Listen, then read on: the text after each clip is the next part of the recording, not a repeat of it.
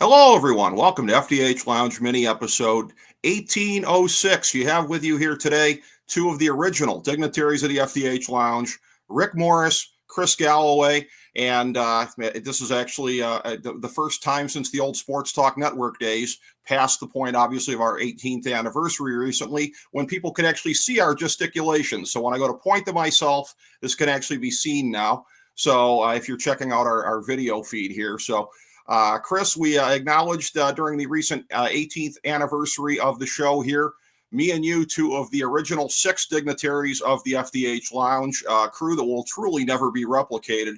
Jason Jones, Tim Faust, Nate Noy, Burrell Jackson, among the others. And as we acknowledged during the broadcast there, some sad news that you had gotten recently here, that there will only henceforth be five of us walking this dusty globe anymore. So five of us, unfortunately, are only left.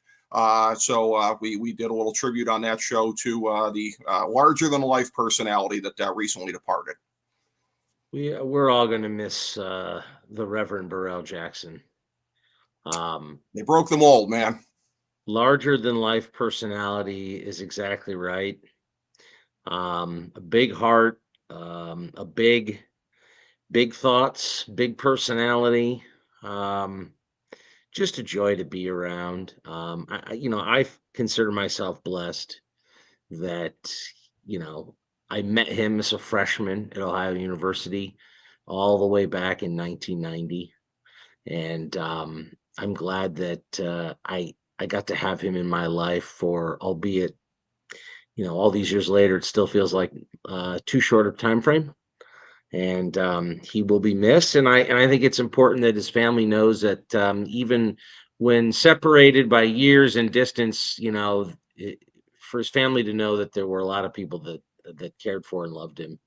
And I think that's in some ways the greatest tribute any of us can have, right? Is how many people have stories about you, wonderful stories, have things to say. You leave a legacy that lasts in people's minds for the rest of their days. It's and I've read some of the beautiful tributes from folks, like John Rosin and Elliot Ratzman, yourself. I mean, it's the reality is that he touched a lot of people, and we are sad that he's gone, but Burrell, we will see you on the other side.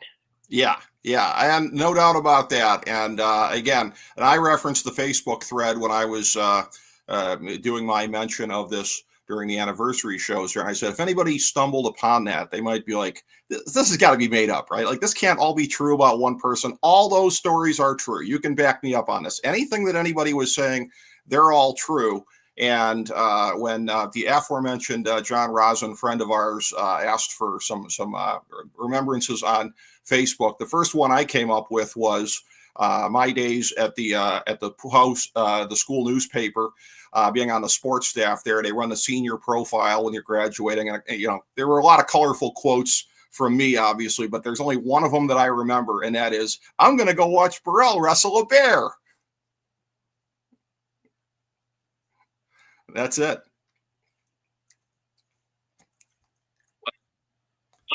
Since it's our first go around, just picked up a bottle of Tom's Foolery. Wow. And I'm going to open it here. I'm going to pour one out for Burrell. I think in tribute, not that he was a bourbon man, but this is actually a bourbon. God, this is not a commercial. They're not a sponsor. Maybe they want to be in the future. This is a bourbon made right here in Northeast Ohio in Cuyahoga County. Really? Okay. Made in America's Chagrin North Coast. Falls. Uh-huh.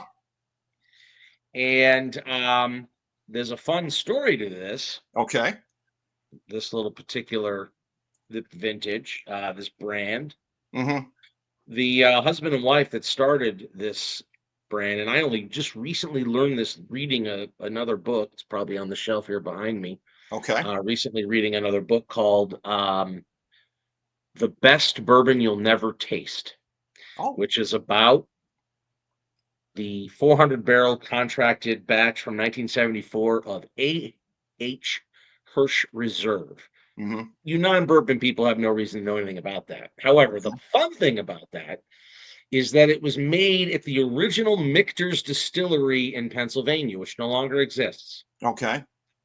One of the things that that distillery did was they, later in its existence, had a pot still, Hmm. a that was a sort of a small producer, produced about a barrel a day's worth of whiskey that Okay. would go into a barrel, and they mostly used it for their um, for bottles for their gift shop and stuff like that, right? Small Hmm. production. Anyway, when the company was going under in the late 80s and it was taken over by the bank, the distiller at Michter's by the last name of Beam, you might have heard of him, he retired back to Kentucky Hmm. and bought from the bank the single pot still um, from the distillery, put it in Okay. storage down in Kentucky. So he rescued the original Michter's um, pot still. Then in late Wow. 2011, this 30 years later, Hmm. these guys bought it from him, Okay. and he and his grandson Hmm. went and helped him set this up in Chagrin Falls. So Wow. this was produced in the old original Michter's pot still from Hmm. Pennsylvania. And if you know anything about bourbon history, yada yada yada, Michter's is a brand that is back now, highly revered. They have operations in Louisville. And from a historical standpoint, it was an old historical distillery in American, in that period of America where they made a lot of whiskey in Pennsylvania, Hmm. in the same area where the Whiskey Rebellion occurred that George Washington had to deal with. So anyway, that pot still lives on here in Northeast Ohio in Chagrin Falls, and so here's to you, Burrell. Well, a unique spirit to a unique man, no question about it there, as far as your toast goes. And I was just about to reference also, too, when you'd said about the books behind you here. I, of course, have the virtual FDH lounge here. And ladies and gentlemen, as you would expect from a transplanted New Englander, this is the study that one would expect from a transplanted New Englander. Nice, classy study that he has behind him here. I have observed that on many occasions in his home up in Lake County, Ohio. So, yes, a legitimate, authentic, transplanted New Englander study that we have here. Well, I don't know about any of that, but um, I know I'm ready to talk about uh, Championship Sunday, Yes, Rick's let's do favorite this. day of the year.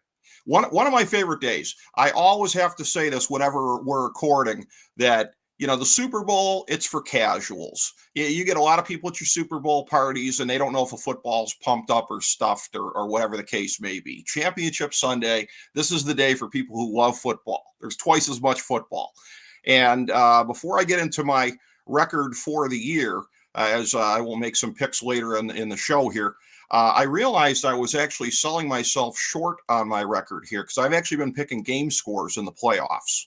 And so I thought that I was only at 138, 137, and 3 for the year, neglecting to realize I was actually 7 and 3 on the playoff totals.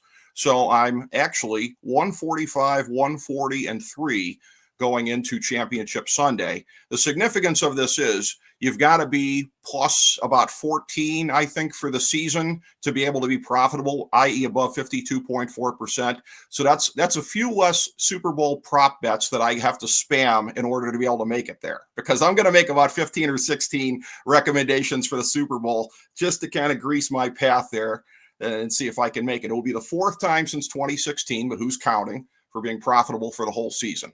So I know that you will be laughing in advance at the thought of how much I will have to spam to be able to make it there, Chris. Well, I wish you well. I wish this will be the second year in a row that I won't be going to Las Vegas for the Super Bowl. Ah, It was a tradition that myself and a number of friends had established. Um, you know, it was a great place to go for the Super Bowl because at the time, mhm, prior to all the betting going on everywhere, you could go, you could, enjoy one of the Super Bowl parties at one of the casinos, food, drink, and constant betting at the sports book. And mhm, prior to betting being in every state and on every iPhone, it was the only way to do it, right? If you wanted to have 50 crazy $10 side bets or, Hmm. and all the rest of that and different parlays and things, you had to go to Vegas. And it Yeah. was fun. Everyone in Vegas wears their jersey of their favorite team, including the dealers, Hmm. whether they're in the Super Bowl or not. So you walk around town, you'll see Browns fans, you'll see Dolphins fans, or Jets fans, i.e., Detroit Lions. I mean, anyone who's never going to be in the Super Bowl. And you see their jersey, everybody gives a high five. But anyway, I'm disappointed I won't be in Vegas for that this year. There was always a fun few days because also remember when you're in Las Vegas and the Super Bowl ends, it's still kind of early. Yeah. True. So you can head out at 9 o'clock. Yeah. And I 8 was o'clock. always amused to be able to check out from your pictures that you would send back what looked to be the Hangover One-esque penthouse there it would always be in the shots. So you gotta love Well, that. If you're yeah. gonna Well, go with if style. you're going to be there, you might as well if you're going to lose a lot of money, you might as well have a Yeah. good time doing it. Yeah. Yeah. Lose it on the things that give you fun, right? So along those lines, we get to game one on Sunday afternoon. It will be 3 o'clock Eastern time on Fox. Washington at Philadelphia. Of course, we all saw that matchup coming, right? Philadelphia is laying 5. The over-under is 47.5. And I'm going to go through a little statistical breakdown here. Check this out on the main page at fantasydrafthelp.com, our end of regular season breakdown. Philadelphia places the highest out of any of the teams that are left in our playoff field at this time. 4th in the overall statistical index here with Detroit, Baltimore, and Green Bay in front of them. I said earlier in the playoffs, like the advanced numbers always love Baltimore, and Baltimore never lives up to that in the postseason. And here we go again with that. But Philadelphia, 4th overall, Washington, 11th overall. They're the lowest of the teams that are left. So these are the requisite ones in the field here. This is what comprises our statistic. You've got Philadelphia finishing 6th in the final FDH power rankings. Washington was 8th. In SRS, many of these statistics, if not all, coming from Pro Football Reference. So many thanks to them. Philadelphia 5th and Washington 11th in SRS. Margin of victory, Philadelphia 2nd, Washington 10th. Strength of schedule, both teams with a glass jaw. Philadelphia 30th, Washington 31st. Didn't hurt them last week when they knocked off the team that won the best division in the NFL in about a decade. OSRS, Philadelphia is 8th, Washington is 6th. Offensive yards per play, Philadelphia is 11th, Washington is 10th. Third down offense, Philadelphia 10th, Washington 6th. So that's a rare area where Washington has a slight advantage. DSRS, Philadelphia is 1st, Washington is 20th. Defensive yards per play, Philadelphia is 1st, Washington is 14th. Third down defense, Philadelphia is 3rd, Washington is 15th. So, Chris, the numbers tell kind of a stark story here, particularly when you get to the defense, when you get to Philadelphia's edge on that side of the ball. In particular, they're a lot better than Washington is at pass defense, and that is going to be very, very critical in a game like this because Washington's going to rely an awful lot upon that. They're going to try and get the two-headed monster going at running back as well with Eckler and Robinson, but they're going to kind of live or die on whether or not Terry McLaurin keeps playing like one of the 5 best wide receivers on the planet and what kind of a day that Jalen Daniels can have under the circumstances. Yeah, that's right. I mean, on paper, Philadelphia is the better team. Mm-hmm. On paper, they're the more experienced team. On paper, they have more weapons. They won the division. They're the higher seed. I think you and I both picked Philadelphia to win the division, did we not? I know I did. Yes, we did. Yeah. And I think we both picked Washington third, maybe. Yes, I'm trying to both remember. of us did. Yeah, I didn't expect a lot out of them this year because again, all new, a lot of new personnel. They got rid of some names. They brought in a rookie quarterback who, admittedly, they didn't really believe in, or it certainly had a lot of questions about. Well, Mm-hmm. those questions have certainly seemingly been answered. Yes. So yeah, I think if you look at it and on paper, Philadelphia's, it has every advantage in terms of how they rank over the season. But I got to tell you, sometimes you just have to throw those things out. In the same way, if you looked at those same stats the way you read them to me, one wouldn't have guessed that Washington basically finished a game behind Philadelphia in the division, right? I mean, they Mhm. were neck and neck. They Yeah. split during the regular season. Hmm. Um, so can Washington win this game?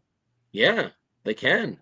And I think what's going to happen in a game is Washington's going to come out loose. They're playing with house money. They're on the road. There Right. is no pressure. Nobody expected them to be there. Nobody expected them to win, just like last week. And I think they're going to pull the upset and go to the Super Bowl. I My think they're going to goodness. get it done. I think the rookie's got a certain amount of magic. I think that team is playing loose and fast. Even when they make mistakes on defense, they don't seem to care. It doesn't ever seem to matter. The rookie quarterback, he seems to be able to overcome those types of challenges. I've got no reason at this point to think that that's going to change. Philadelphia last week looked a little tight, right, at home. I mean, now some Yes. of the weather kind of played into that a bit, right? But Right. but I don't think Washington fears anyone, and I think they know that they aren't supposed to be there, and that if they lose, no one's coming down on them. I think all the pressure is on Sirianni and Hurts, and and them them getting it done and getting over the hump. And I mean, all the pressure's on them. And I don't know how well they'll handle it. I mean, I think the one guy who's going to handle that pressure well is Jalen Carter. Hmm. Um, I don't think he's bothered by much. And I think for Washington, somehow up the middle, you have got to find a way to keep him from disrupting that game again and again and again. And if you can do that, I think Washington pulls this game. I think they pull it out. It's not going to bother Jalen Carter going up against the backup guard for Washington. Trent Scott is going to be playing here, so that's going to make it No, I tough. mean, and this is not me saying that this is going to be an easy task for Hmm. for the Commanders. It's not going to be. But I think the mobility of Jaden Daniels, I think they're just on a heater right now. And sometimes you just see that, right? Teams just they Yeah. get rolling. Things Hmm. just it's a little bit of magic, and they start going, and the next thing you know, it's like, what? How did they get there? But I mean, look, they've gotten it done most of the season. They've won games. They've beaten real teams. I mean, Hmm. they've earned it. And I don't. I just think again, if I'm just basing it on numbers and stats and all the rest of that, the logical person would say, well, Philadelphia will win this game at home. I'm going to throw logic out the window right now. Well, in looking at this, and a lot of people would say that's exactly what you're doing. Um, as I always say, everything ties together in the FDH lounge. So here's one where I'm going to go around the world about 5 times before landing on where this is going.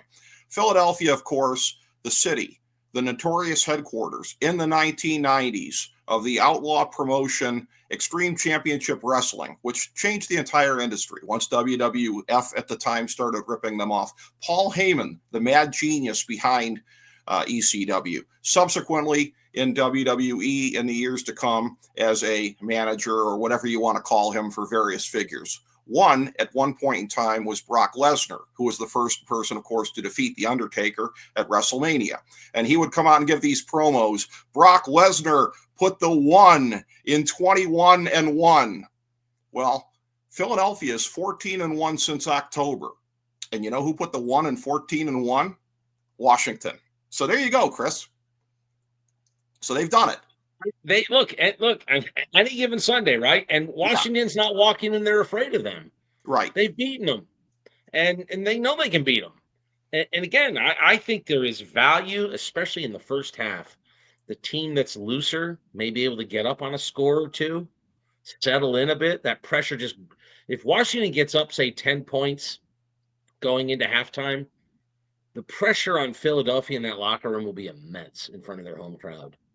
And I don't know if they have the mental makeup. I don't know if Hertz and Sirianni have the mental makeup to step back, relax, rally, and overcome that pressure. I just don't. Um, I look, hey man, we got a new president. People keep saying America's back, right? What would be greater than to see the Washington Commanders go to the Super Bowl and watch the new ownership for the Super Bowl go, you know what? We're bringing back the old helmet. We're bringing back the Redskins. America's back, baby. You never know. You Yeah, never know. we're getting rid of DEI everywhere. Does that mean that we can call them the Redskins again? I mean, That's right. I mean, I'd Donald like to Trump will think write so. it. Donald Trump's just going to have an executive order saying, "Bring back the Redskins." Yeah, yeah, that'll probably be on Twitter within 48 hours. I'm thinking, but in terms of some things that don't necessarily Or weigh. what if we end up with the Chiefs and we should have the Redskins? Yeah. Oh yeah. Oh yeah. That's you think that's going to be a tired discourse in the 2 weeks leading up Oh, to the Super Bowl? I mean, I don't look, care what anybody says. Give yeah, me back the old helmet. I, absolutely. I want bring it back. Win the damn Super Bowl, and then just tell the world, you know what, we're going back to what we were. Yeah. I mean, I've got an old friend who's a Washington fan who that's what he still refers to them as. I, as a Tribe fan, can certainly relate to that, no question about it. I Some still things that, call them the Redskins. I mean, old habits die hard. yeah, exactly.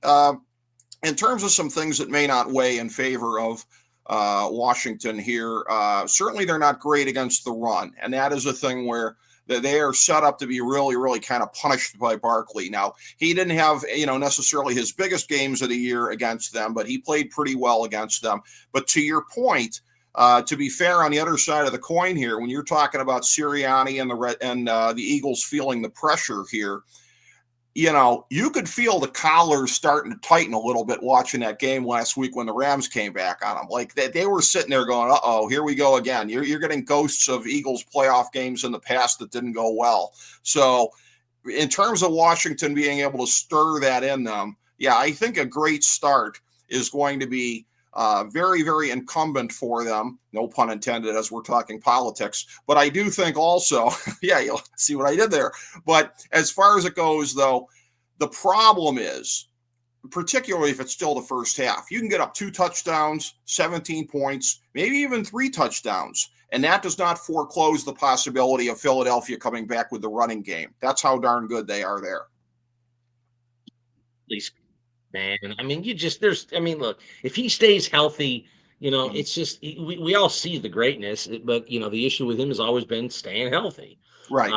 And so look, if they get him rolling, again, it should be Philadelphia. Again, the logic behind what they have in terms of the weapons they have, whether it's AJ Brown or Saquon Barkley and Jalen Hurts with his legs as well.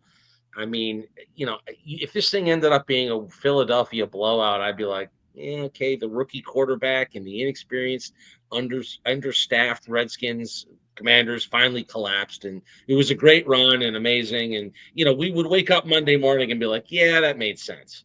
Yeah. But you know what? I'm going with a hunch. I'm just going with my gut. I think Washington flips the script, gets up early, and Philadelphia shrinkers tighten. The fans start getting on them. They start feeling the pressure from the stands, and they just don't handle it well. Yeah, I mean that's definitely a scenario that could play out. There are some things also that are mitigating against Washington, though, under the circumstances. Rookie quarterbacks historically 0-5 on Championship Sunday, so there's a lot of history to battle right there. And then this next one, there's one where I know that my brother will sometimes give me grief for invoking ancient history in a way that has nothing to do with a current day game. So you be the judge on this one, Chris. This is one where, again, your mileage may vary on the validity of this. This is the first championship game in the NFC since 1986 that involves two NFC East teams. Washington, of course, did not get it done on that day. They lost to the Giants 17-0 in the 1986 NFC playoffs. So the last time they had a chance to do this against somebody from their own division, didn't get it done. Now, having said that, I will say it was an impressive streak when I was looking this up. 4 times in 6 years Washington was in the NFC Championship game in the 80s, and they converted on 3 of them. And then they would subsequently convert on another one the last time that they did for the 1991 season. But your thoughts on that? Any bearing on the fact that last time Washington had to get it done against an NFC East team, they couldn't get it done? Rick, because not one player on this team was probably even alive. Okay.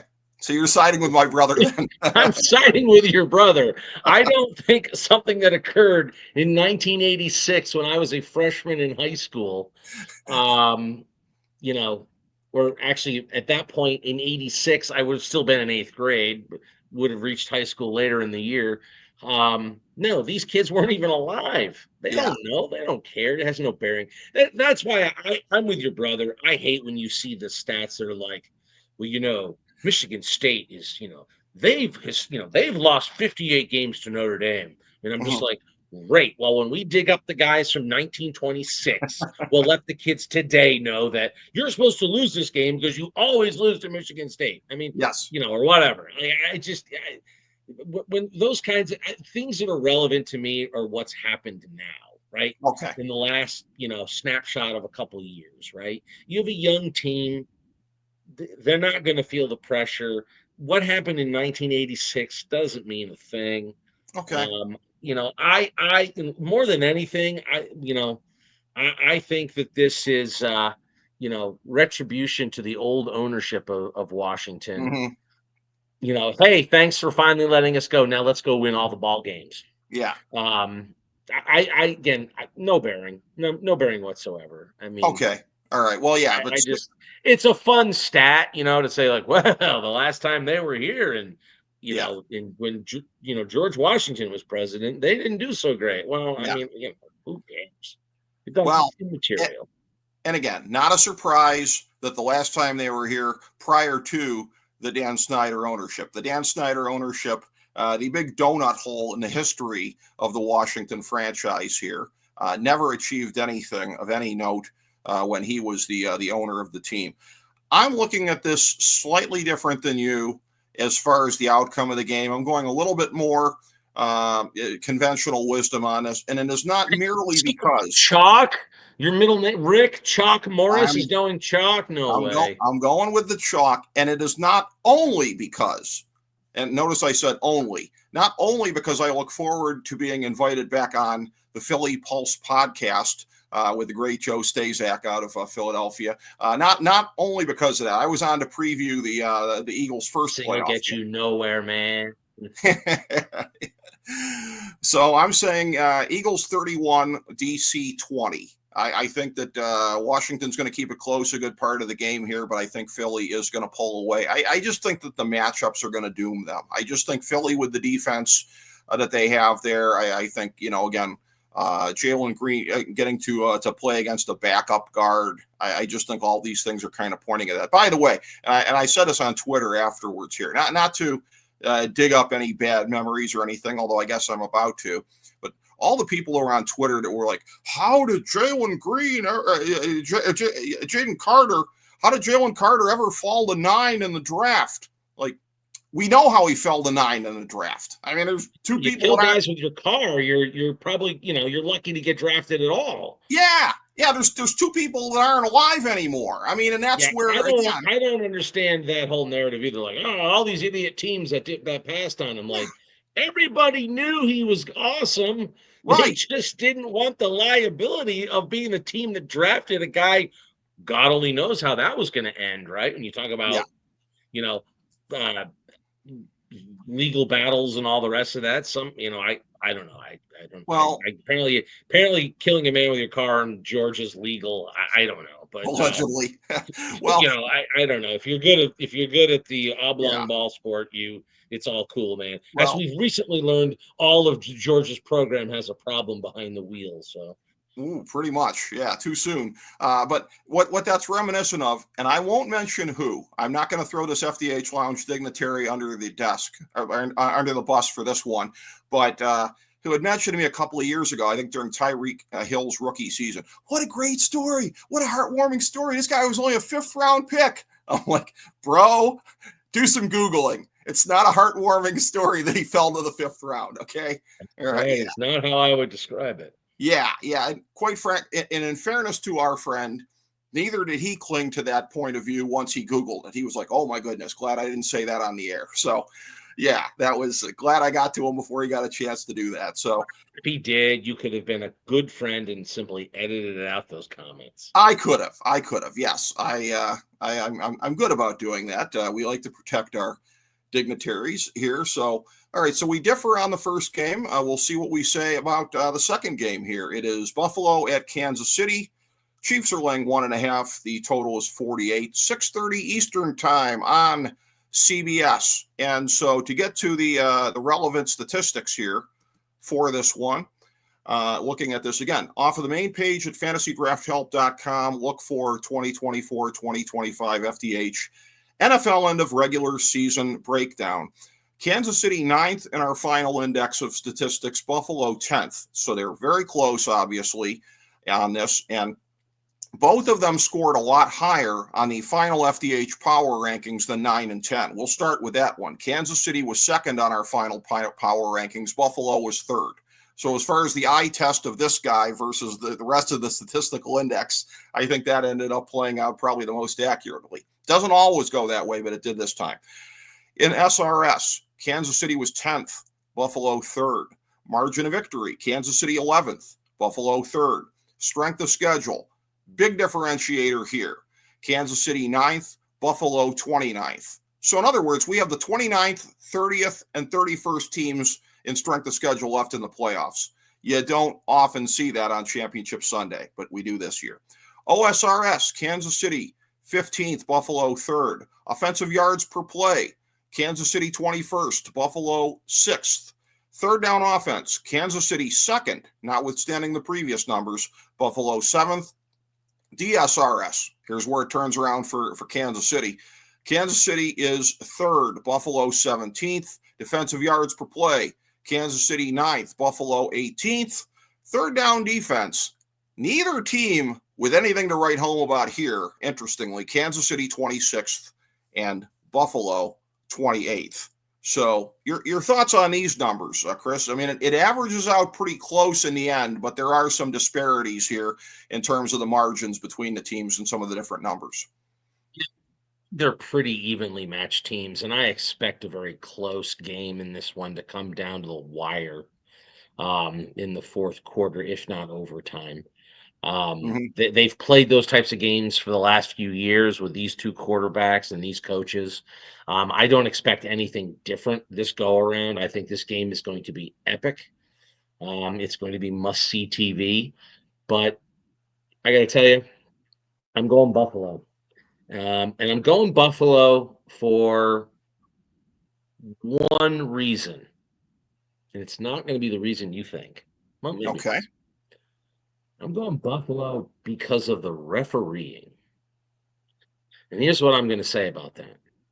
The guy who is leading the crew, the referee of this crew, Patrick Mahomes is only like 6-5 in games that he refs with Okay. Mahomes.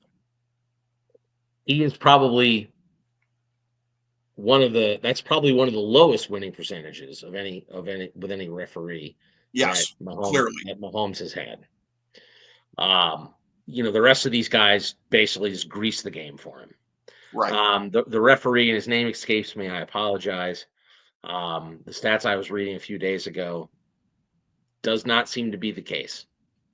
There has been such an uproar from the divisional round about, even from like Troy Aikman, other longtime NFL people just pounding the desk going, this has got to stop. That you just give him, on third and long, automatically a PI.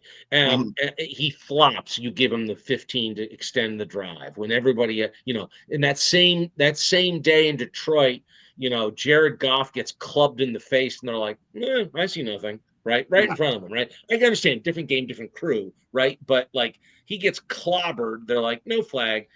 Somebody gets within, breathing heavy on Patrick Mahomes, there's flags flying all over the place. There's been a lot of backlash on that. And I got to tell you,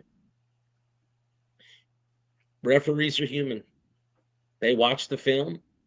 they're going to hear it from the league. They're going to hear it from the coaches before the game, and you damn well better believe they are not oblivious to it on social media and on TV prior to. Okay. I think two things. I think there's really one thing that's going to happen here. This is going to be a close game where Patrick Mahomes does not, for finally, does not get the fucking calls. I think that they say, you know what, we're not getting tarred and feathered with that. Say Hmm. what you will, it's human nature. And you've got a referee that was chosen, out of the bag to be the guy to do this game, and Mahomes is not a lock in games that he refs. And I think with all that noise out there, and it'll be getting louder and louder as we get closer to kickoff, I think that that's going to help guarantee that this game is not lopsided in terms of how things are called. And I think ultimately that is what decides it and why Buffalo moves on to the Super Bowl. And under my prediction, to play Washington, a team they have played in the Super Bowl in the past.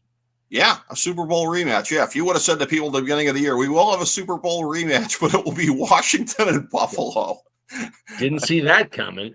No, Um, I mean, you and I mean, I didn't. I can't recall you, but I didn't see Buffalo getting there either. I thought they were going to take a no. step back. I still had them winning the East by, a hair, but I thought this team was going to Yeah, be in far worse condition because of losses on the roster right. than they are. And, but again, another team that has just managed to get it done. Josh Allen having a great year. They're learning to run the football. I mean, they trade for Amari Cooper, and can we have a conversation about how just instantaneously, with the snap of a finger, Amari Cooper goes from having a great season to being completely washed? Like, what the hell happened there? Yeah. Um, so no, I think it's Buffalo. I think it's a hard fought game. And another guy that's almost washed, Kelsey. I mean, this should be his last year. Hmm. I don't think he should stick around for another season. You can see the skills and the speed and everything. It's all degrading. He's getting old. Um, and he might be tempted to try to come back one more year, but I really don't think he should. But um, I think the Bills finally get over the hump. I think the Bills get into the Super Bowl and play Washington. And I think, my prediction is that the Bills finally get it done. They finally get that Super Bowl. Okay. Because at that point, the stage will be too big for the rookie and the lesser talented, lesser experienced Washington team. So I think this is it. This is the year for our Lake Erie brethren up in Buffalo. Okay. If it can't be the Browns, I'm thrilled that I think it's going to finally be the Bills. Well, I mean, as somebody that roots for the Dolphins, I can't really co-sign that, but I will say I picked the Bills. I picked the Bills to win the division before the year also. Kind of like you, more or less by default, that even though they were going to, it was kind of a year to kind of retrench, so we thought they would still win the division. Basically, the taller than Mickey Rooney award in the AFC East. You and I both saw that the AFC East was not going to be what it was cracked up to be, and we were right.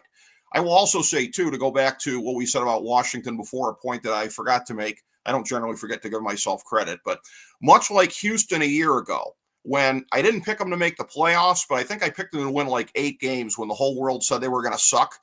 Yeah, the whole world was like 2 wins, and you were like, "No, Houston will be in a playoff hunt till the end." And Yeah, I remember that no, episode, looking at you, thinking, listening to you, going, I didn't get to look at you then, not like I okay. do now. But I remember thinking, "The hell is he talking about?" Well, Well, too you bad get to see me. you were one of the few that were high on Houston, because nobody else was. But man, as that season unfolded, it was like, Yeah. I don't know, what did Rick know and when did he know it? And Well, I mean, we ought to that's submit to reminiscent him. of this year with Washington. I picked Washington for 7 wins when everybody thought they were going to suck. So both years, I didn't nail it on how good they were going to be, but I think I was closer than just about anybody else. Because No, here's the you were commonality. high, you were higher on them, even though we both picked them for third. I had him at, like, Yeah, 5 or 6 wins tops. I yeah, did not believe in this squad, and what the rookie has done. I mean, look, it yeah, shows you again, right? How important quarterback is this? How many right. times on this show have I said to you, it's all about the quarterback. Like when I Hmm. used to look back on those like 0-16 Browns teams, and I would make the outlandish comment to you that'd be like, they're not that different than the NFC, the NFC Championship attaining Green Bay Packers, other than Aaron Rodgers, right? Yeah, And I think people would look at me like I had four eyes, right? yeah, But I would look at the roster and I would say these rosters aren't much different other than one guy. One guy. right. And I think you saw that in Houston last year, and you saw it this year in Washington, right? Yeah, That Washington roster, I mean, remember before the season when people were thinking the Browns were going to have a great season and all sure. that, and people were like, "Oh, that's a guaranteed win for the Browns," right? Oh, it's Yeah, their roster's so much better, right? right. If you go down through that roster and you player by player, and you go, you'd still probably go, "Yeah, the Browns have a better roster," right? I mean, other than one position, Sure. the most Right. important. But And you here's the saw thing, though, the it again, commonality. how Hmm. important quarterback is, Yeah, right? but And again, it's proven out, right? Allen, Mahomes, Daniels, Hurts, right? right. All mobile quarterbacks. The game has Yes, changed. but And, you're only as good as your quarterback. sure. But here's the thing, though. I will say this: that if I had known Stroud was going to be as good as a rookie or Daniels, I would have picked them to make the playoffs. I was looking at what the general managers had done, filling holes in the offseason. That's a big thing with me. I always study the roster management, who's filling the holes, who's getting things done. Washington did the same thing in this past offseason, and even down to guys like Bobby Wagner, right? The same thing Houston did a year ago with filling holes. And those are the teams that are poised to kind of make a little bit of a jump here. So that's kind of what I see. By the way, anybody that was looking at you like you had four eyes when you said that, in all fairness to those people, I think you were wearing spectacles on that day. So let's. Maybe it was six eyes. I don't Yeah. know. But the, Okay. the bottom line is I've pounded the desk on this for years. Is that for a lot of these rosters, there's not a lot of difference Hmm. other than the one position, right? Right. I mean, I can tell you right now, I can look at the Bills and I can look at the Browns and say, just take the quarterbacks out and match up the rosters. Right. Like it just even on paper, the Yeah. rosters feel the Browns might even have a slightly better roster, Sure. right? I mean, it shows you just how important quarterback is. I mean, it's just that's it. If you don't have a quarterback, you you don't have a thing. You got nothing. Right. And what Washington did was probably unbeknownst to them, ahead of schedule, they drafted a kid who turns out was fantastic, better than anybody most of us ever thought.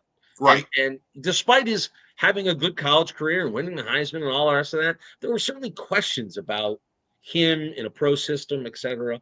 Yeah. And the speed of the game, I mean, it never mattered to him. And so, just like that, you know, Washington had a quarterback. So even though I would say in some ways their roster's not as good as it was last year, Hmm. they're way better because of one guy. Well, and in fairness, I would have picked, and I think a lot of us would have picked him to have a great rookie season had we known. This was one of those now it can be told articles. It was on ESPN last week, which ESPN seems to have a disproportionate amount of now it can be told articles over the years. This one was about apparently he's been since his breakthrough year at LSU, I think like working with virtual reality stuff and like watching things in the game, he sees things at like 1.75 times normal speed. And that's part of his psychological training, his visualization, whatever. So it's funny because I don't think you knew about that article, but when you talk about the game slowing down for him, you didn't know the half of it, Chris. That's exactly what happened. That's the technological explanation for what you just said. Do you remember? Do you ever? Well, you remember when a couple of years ago? I mean, a lot of teams, the Browns, I think, were the first Mm-hmm. to install like virtual reality, like stuff in their building. There was a whole article about it. I remember people going like, "What are Okay. they doing?" Right? Yeah. I don't. I mean, it certainly would appear that none of the quarterbacks have ever bothered to step foot in it. Right. But But it works. yeah. Well, do you remember? I know I've mentioned to you, I mean, on air, off air. I do firmly believe that the future, one of the big things for quarterback evaluation is going to be, and I have a German Shepherd here in my lap harassing me. You can see the snout. Look at this. Look at this beast right here. Just giving me trouble. Um, uh, we talk about things like the Wonderlic and all these other Mhm. nonsense. And I've said this many times, the team that figures out how to figure out neurological speed in the brain of a quarterback Mhm. is going to be the first one that unlocks what you're talking about, right? Yeah. How they process, how quick. That Mhm. millisecond matters, how quick they process what they see and how quick they make a decision and then execute. And that all comes down to how fast the synapses move, right? We Mhm. saw it, with quarterbacks through the Brandon Weeden, right? Mhm. Brandon Weeden, right? Yeah. Like you think, oh, he's an older quarterback, a lot of experience. This won't be a big challenge for him to take a step up and everything. Well, guess what? Those synapses in his brain just didn't fire fast enough, right? Yeah. Then you get a rookie like Jaden Daniels, and it's clear those things are there. Mhm. It's otherworldly. The team that can figure out how to slap the little diodes onto a quarterback and throw stuff at them in virtual reality and measure those little synapses firing away in their brain. One of these teams is eventually going to do it. And some Yeah. quarterback's going to come out and go, man, those Minnesota Vikings really they took me to a hospital and they put me in a machine and they Mhm. stuck all these things. It was the weirdest dang thing. I've never been through that. That's going to be the first team that finally figures out how to get a quarterback that can process quickly and is more likely to be successful. I I'm think telling that's you, it's yeah. coming. No one's done it yet, but there's going to be a moment where the neurological firing of that is going to be sudden. They're going to talk about it like they do with hand size. Yep. Hand size is the old school. Oh, look Right. how small or big his hands are. Like, he can grip a football. Mhm. It's not about that. It's about this. It's Yeah. quarterbacks. It's all about this. And the ones that have the brains that fire the fastest are the most successful. I guarantee you, Tom Brady's brain fires quick. Joe Yeah. Montana's brain fires quick. Jaden Daniels' brain fires quick, right? Yeah. And that's the future. And that's what I see in Daniels. I see a guy that Yeah. processes really quick and that gives him an otherworldly advantage. Now, whether he's accomplished that through virtual reality Mhm. training or whatnot, I don't know. Maybe it helps enhance that quickness, right? Gives Right. him another step up. But I think that's where teams are going to have to figure that out. Yeah. They've got to dive inside the neurological when it comes to quarterbacks and go, how fast does your brain work? How fast Right. is that CPU? Well, and there's a couple things about that with the brain processing and the virtual reality part of it. I talk about this on the show all the time. One of the things that's funny to me, the great 1994 movie that Michael Douglas and Demi Moore were in, Disclosure, which that's a movie about sexual harassment and all that kind of stuff. The shoe was on the other foot, blah blah blah. The subtext of the movie was all the stuff like this. Deshaun Watson denies ever seeing that movie. That's right. The subtext of the movie was all this virtual reality stuff that's coming. This tech company up in Seattle, and it's like you watch the movie today, you watch it like 30 years later, and you're like, is any of this stuff really going to materialize like they said it was going to? Like where you step into a room and everything. It's so funny to watch this that like it's still 30 years later, we're still waiting for that. But 25 years ago in the Super Bowl, this is a low tech version of what we're talking about. Kurt Warner. What do we talk about? That he was in the Arena Football League. Processing speed, my man. Processing speed. 25 years ago, we saw a guy doing this. And Daniels is just the high-tech version of that. So I got a couple things here that I'm going to read you statistically here for the AFC Championship game. I don't think these are going to necessarily bend your opinion one way or another. But I will note that consecutive title game appearances historically in the history of the league, the most it had been until a couple of years ago was Oakland, 5 times in the 70s, only made it to one Super Bowl. That was, of course, beaten by New England, making it 8 times. That overlapped. The eighth and final year of that streak was when they beat Kansas City, which started a 7-year streak here. So you talked about this before, that, just had Inauguration Day this past week. The last time there was a team in the AFC Championship game that did not include the Patriots or the Chiefs, the Tea Party had yet to come into being back in early 2010. So think about that. We're in a real time capsule here on that one.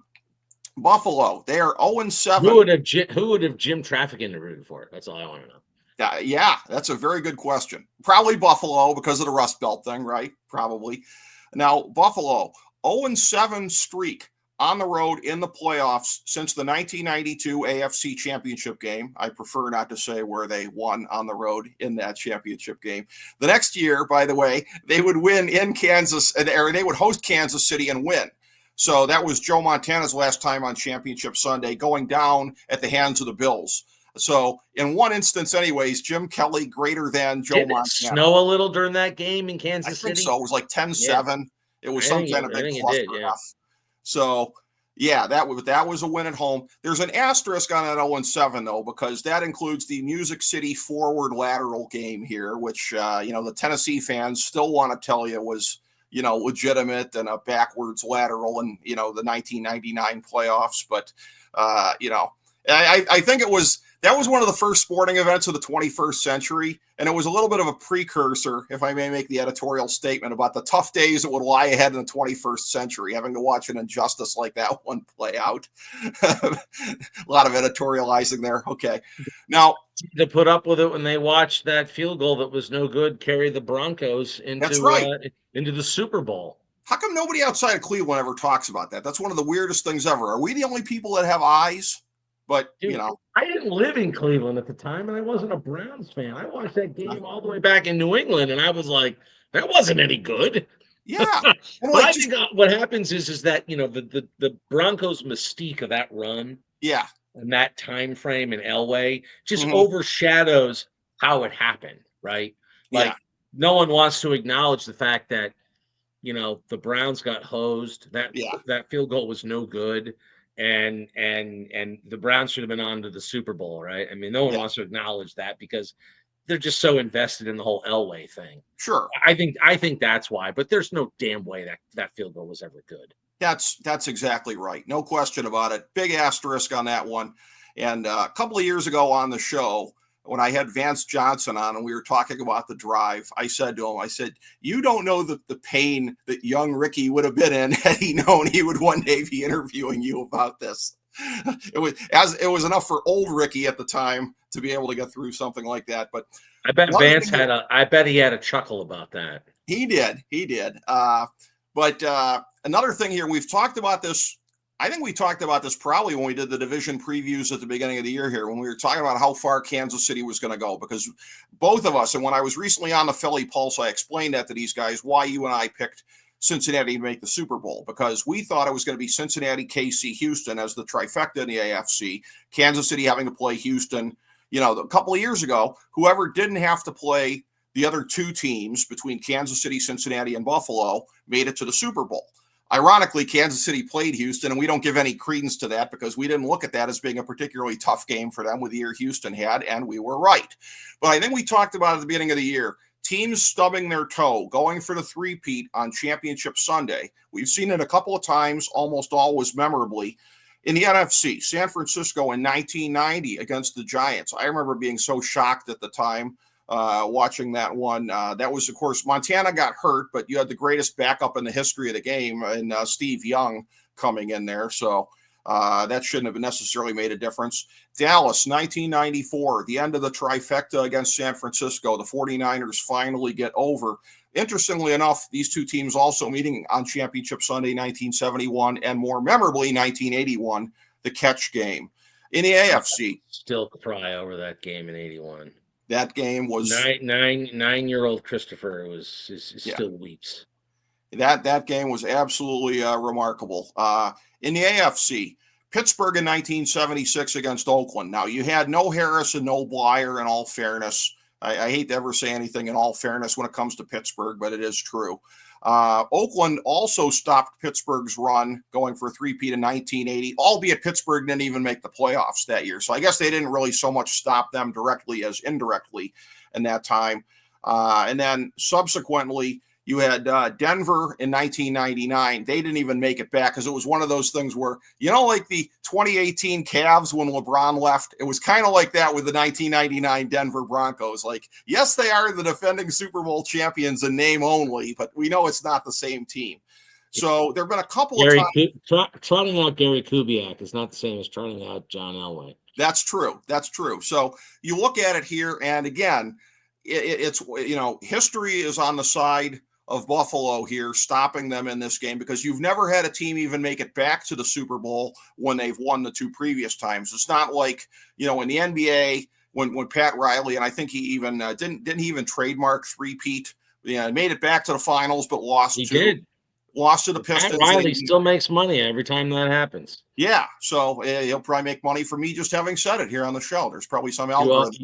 you owe him $1. Well, that's the least I can do for the man who stole LeBron James from the Cavs in 2010. But this is one of those things here, and then this is a non-statistical thing here, more of a straightforward kind of a note. But both teams depending very, very much on ball security, and I've seen a lot of takes out there this week that if there is a team. I mean, if it goes by one turnover either way, I don't know that it makes a difference. If somebody's +2 in the turnovers, they're winning this game. Would you agree that it's as cut and dry as that? I think that is the most likely because, as I said earlier, I think this game is tight and nip and tuck the whole way. Yeah. And so any advantages like that, whether it's penalties, turnovers, is going to tip that scale ever so slightly for one or two of the teams.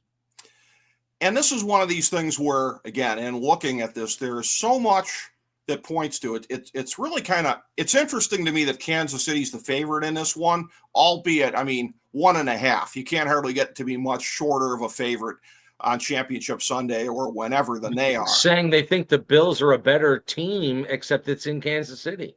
Yes. It's really just the 3 points that are making Kansas City a favorite, which I am famously skeptical of that whole thing on whether it should even be 3 points. But I will just say, in looking at this, so the conventional wisdom really kind of points towards you with Buffalo on this. So even though you picked the dog in the game, I feel like you're sort of rolling more conventional wisdom like I was in the NFC Championship game. I'm just going to say, this is where I'm not going conventional wisdom in the sense of I got to see it. And I got to see it play out. Now, I might be outsmarting myself because there was a year, this was before St. Louis broke through and won the Stanley Cup very painfully for you in 2019. This might have been maybe 2016, one of those years in there when they finally beat the Blackhawks. And I went out on a limb and I picked them to win that series against all evidence. So I guess that experience should tell me pick Buffalo, but I'm not. Maybe this is lazy, but I'm going to say guilty until proven innocent. Go in there, do it, show me you can win the game. I get what you're saying, but you're picking the defending champs with the best quarterback, quote unquote, at home. Not really out on a limb here, right? Yeah, but everybody seems to be pointing towards Buffalo. And like you said, the conventional wisdom that if they were on a neutral field, it would be Buffalo. But that's a thing where, again, just defensively, the way that Kansas City plays, and again, they're at pretty much full health on both sides of the ball for the most part. And again, with the caveat of Rashee Rice, as I have noted previously, he's not coming back this year. But, they didn't have Hopkins at the beginning of the year. They didn't have Hollywood Brown all year, albeit I certainly know as a fantasy owner over the years what a tease that guy can be. But, you look at that, there is, I think, playoff Kelsey. Playoff Kelsey has me first in my playoff fantasy league right now because he's the one guy that I took off of Kansas City. It's one of these leagues where you take one player or element, defense or whatever from each team. I took Kelsey. So far, I'm in first place, sitting pretty with that. So I'm going to say Kansas City 27, Buffalo 24. Not because I want to. I'm like the rest of the world. This makes me puke.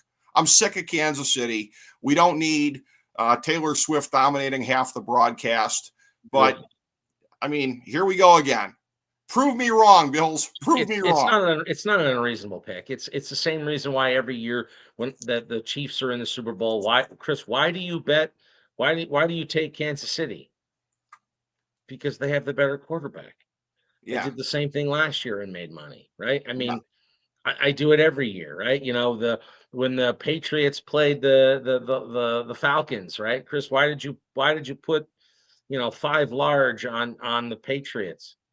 They have Tom Brady, right? Yeah. So this is similar, right? It doesn't you picking the Chiefs is I'm not knocking you. It's not a bad pick.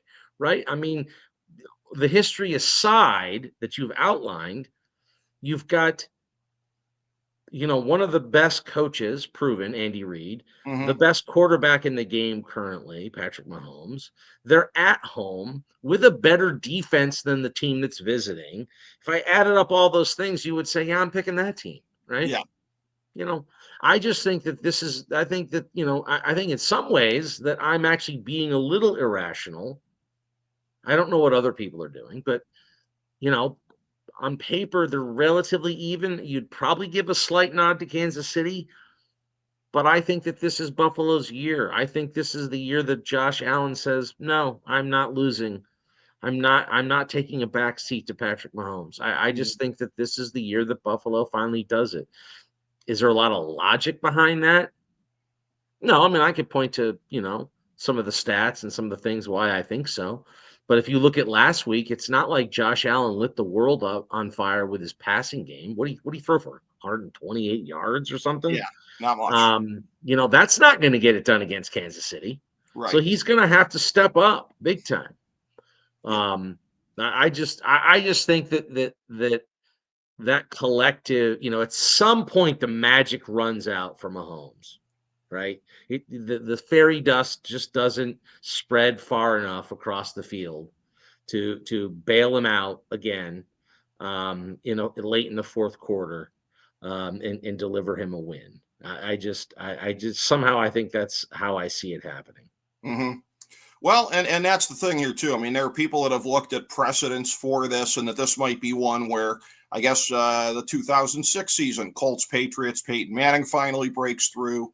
So if you're looking for something like that, you might be able to find precedents here in this. I do think I would take Philadelphia in the Super Bowl. I would lean towards them, notwithstanding the fact that right now, Jalen Hurts is not only a noun, but a noun slash verb, as he has been ever since the last Washington game here. So that hashtag, see what I did there. So I do think Philadelphia would have the edge in a Super Bowl, but it's interesting. I'm looking at a Philadelphia Kansas City Super Bowl. You are looking at Washington Buffalo. We diverge completely on this one, entertainingly so. Listen, it's what makes it fun, right? I Yes. mean, chances are we're going to end up with half right, right? It'll be Yeah. Kansas City and Washington, or Buffalo and or whatever, Buffalo and Philly, right? Who knows? Yeah.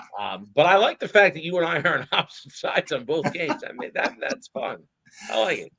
Well, I mean, for two guys that both agreed at the beginning of the year and picked the Bengals, albeit as I've noted previously, we had no idea how bad that Cincinnati defense was going to be. That was the ultimate sort of thing there. And Hmm. you and I both questioned it and wondered if that defense would be good enough, but we still glossed over it and said, yeah, a healthy Joe Burrow, some of their problems on defense on the back end, Yeah. they'll figure it out, right? We Yeah. we we we questioned it in the episode saying, I have some concerns, but they'll figure it out. It'll be good enough. Joe Yeah. Burrow will overcome it. Well, we were wrong, right? We were Yeah. right to question it. We just Yeah. didn't take it far enough to say, no, that's going to be the thing that's going to keep you from making the playoffs, is that defense. Yeah. We both questioned the defense. Hmm. We were right to. Yeah. The depths of the problems on that defense, we we didn't realize it was going to be that bad. That is true. Yeah. And, I think in looking at it here too, this is one of these things. Again, I'm always fond of cross sport analogies here. You won't see Burrow winning MVP this year, but he had a year similar to the one that all the baseball media people cry themselves to sleep about every night was, I think, was it 1987 when Andre Dawson was playing for the last place Cubs, but won National League MVP. That's the kind of year that Burrow had this year. I mean, he almost dragged them by the scruff of the neck into the playoffs. And that's one of those things here, too, where you'll never convince me the last week of the season with Kansas City resting a bunch of their guys. You'll never convince me that wasn't at least in some part a punk ass move, because you lose that game and you eliminate the only quarterback that's kept you out of the Super Bowl since the aforementioned Patriots Chiefs AFC Championship game for the 2018 season, which, by the way, if D Ford knew how to line up at the line of scrimmage, they would have won that game too. So you'll never convince me that they weren't ducking Burrow by taking that cowardly dive. Still think the game meant nothing to them.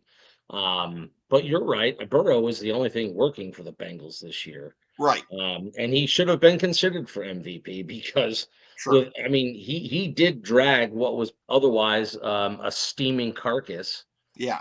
close to the playoffs. I mean, he had an amazing year, right? You just wouldn't know it. Yeah. That team took a huge step backwards. Huge. And I think there are real questions going forward for them, right? You're gonna have a new defensive coordinator. You're gonna, people are looking at Zach Taylor's side eye, rightfully so, again. And we'll see what happens. But look, Sunday's your favorite day of the year. We're almost One of them. upon Rick's holiday. I Yeah. can't wait. It's going to be good. NFC East clash, AFC rivals. What more do you want as a football fan? Order the pizza, make the popcorn, put the beer in the fridge and get ready, baby. Yeah. Yeah. It is going to be an epic day, as it always is. And then, of course, in 2 weeks, we'll get to all go to Super Bowl parties and listen to some takes from the casuals. Like, I hope they show Taylor Swift a bunch of times. So we'll look forward to that on the day that is not for the hardcore fans the way that this is. Showing her at all. So that'll be great. Yeah. Well, whoever wants that to be the case is going to get their wish, sadly enough. In our new America, Rick, there'll be no more Taylor Swift. We're back, baby. We're back. Right. This is amazing. Well, on that note, Chris, thank you so much for being here for our great Championship Sunday preview for the 2024-2025 NFL season. And thank you, everybody, for checking out FDH Lounge mini episode 1806.